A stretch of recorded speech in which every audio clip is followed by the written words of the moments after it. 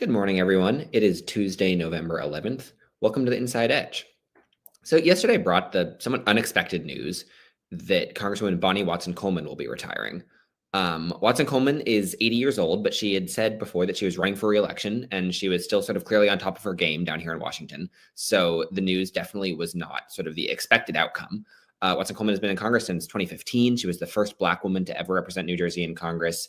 She's become sort of a leading progressive light in New Jersey. She's also a member of the very powerful House Appropriations Committee. So she's got some real concrete power in Washington. And I'll just say on a personal level, she's been a delight to cover as a journalist in DC for the last 2.5 years. But obviously, whenever a politician retires, especially from a safe Democratic seat like Watson Coleman is retiring from, the discussion will instantly turn to succession plans and who will take her seat.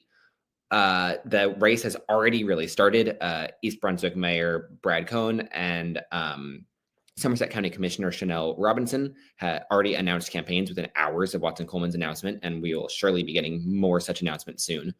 And I just wanted to sort of provide briefly 4 kind of ways that I will be thinking about this primary that's going to unfold over the next 8 months. The most obvious one is geography. This is a district that spans 4 different counties: Mercer, Middlesex, Somerset, and Union. And each of those counties may produce one or multiple candidates, and you're surely going to see that reflected in how the sort of coalitions and dynamics break down. In 2014, I'll show a map here. You had Watson Coleman, Linda Greenstein from a state senator from Middlesex, and Upendra Tuvukula, an assemblyman from Somerset. And you can see that they had really, really strong geographical bases, which was heavily influenced by the county line. They had the official party support in their home counties. And for the most part, with a couple of exceptions, you can really see that reflected in the results. And I can see something similar happening this year if you've got candidates who are hailing from different counties who end up getting really strong support from their local organizations. But obviously, the death of the county line will shift things around. It will no longer be sort of as guaranteed that you can rack up huge margins in your home county. That's something that politicians all across the state and all kinds of different types of races are having to reckon with. And it means that the county parties won't necessarily have the same ability to sort of line up firmly behind just one person. The 2014 primary played out the way it did, in part because each county sort of very early on in the process decided who its person was. And there's no guarantee of that this time. You could see multiple people from the same county, multiple people from multiple of the same counties getting in the race and sort of tangling those dynamics. One obvious other potential dividing line in this race is ideology. Watson Coleman is New Jersey's, or has long been described as New Jersey's most progressive member of Congress, and she's sort of already saying in her retirement announcement that she is interested in seeing someone similarly progressive replace her. But this field will probably span a wider ideological range than that, from more moderate Democrats to more sort of committed progressives.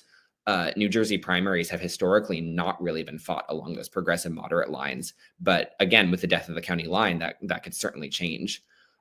One other battle line here is identity. This is a very racially diverse district that has large white, Black, Hispanic, and Asian populations. And you could imagine any and all of those groups. I mean, that they're obviously none of those are monoliths, but that could definitely play into this race. If you get one or multiple candidates from various different racial groups and various different communities in the district who end up pulling really strong support from those communities.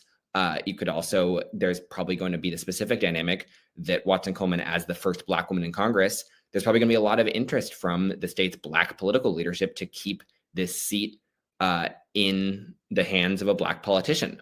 There has never been an instance in New Jersey history where a non-white member of Congress has been replaced by a white member of Congress. Essentially, any time that you have gotten an Asian, Hispanic, or Black politician into a congressional seat in New Jersey, that seat has then stayed in the hands of a non-white politician from then on.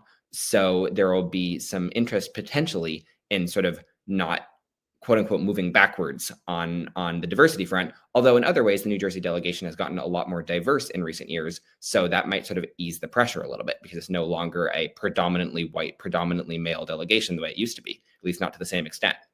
And the final dynamic that I'll say is money. Again, without the county line, not to keep on harping on that point, but without those sort of party endorsements that really swing voters towards one candidate or another, what will end up introducing a lot of voters to candidates is money spent on ads and on mailers and on things like that. And so a candidate who is able to enter the race with maybe a lot of personal money or a big fundraising network nationwide or union money or what have you is certainly going to have an edge. So these are just sort of my very early musings. So I have no idea how this race is going to play out. I don't even know who's going to get in. That's something we're going to have to watch for in the coming days and weeks and months. But those are sort of the 4 things that I think it'll be most worth watching to see what is going to happen in this unexpected and suddenly very exciting primary. So that's all I've got for today. Have a great